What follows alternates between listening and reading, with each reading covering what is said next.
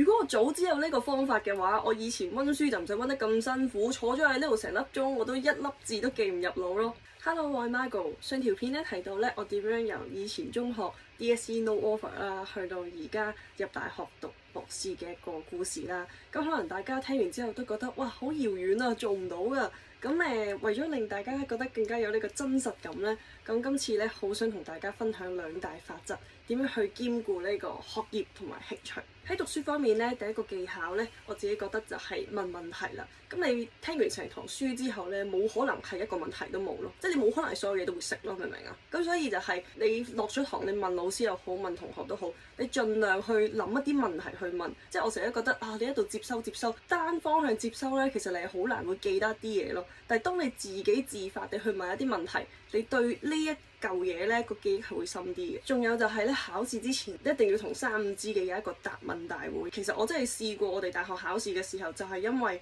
答問大會有個同學仔問咗我一個問題，結果最後考試真係出咗，跟住我就識咗啦。咁第二個技巧呢，就係 past paper 啦。講緊中學嘅時候呢，咪成日好多補習老師啊、補習名師啊幫你貼題去諗下究竟最終嗰個 exam 嘅嗰份卷係點樣嘅。咁大學嘅時候咧，根本上係冇補習老師噶嘛，咁所以咧我哋就會組隊啦，我哋組一個小隊啦，跟住我哋咧會喺 Google Drive 嗰度開咗個 document 叫做神 notes，咁我哋會分工合作，因為一個人做唔晒㗎。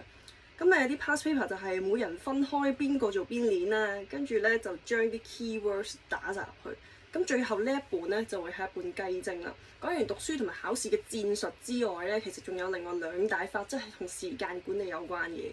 第一樣嘢咧就係你每朝早起身嗰下咧，一定要定一個目標，就係我今日要做嘅 task 啦。第一個比喻就係我朝頭早起身，我就話有一幅畫要畫嘅，我今日就算畫唔晒，我3日內一定要畫到。又或者係如果我讀書嘅時候話有個 chapter 我一定要溫嘅，我今日一定要溫到邊度邊度，即係你俾個目標自己咯。永遠我都覺得要追住條死線做嘢咧，你個人先至會有動力去完成一件大事咯。第二樣嘢咧就係咧，你要學識自己同自己講，鼓勵你自己，我得㗎，我得㗎，我一定得㗎。我會覺得嘅係人生裏邊其實最清楚你自己嘅人係你自己。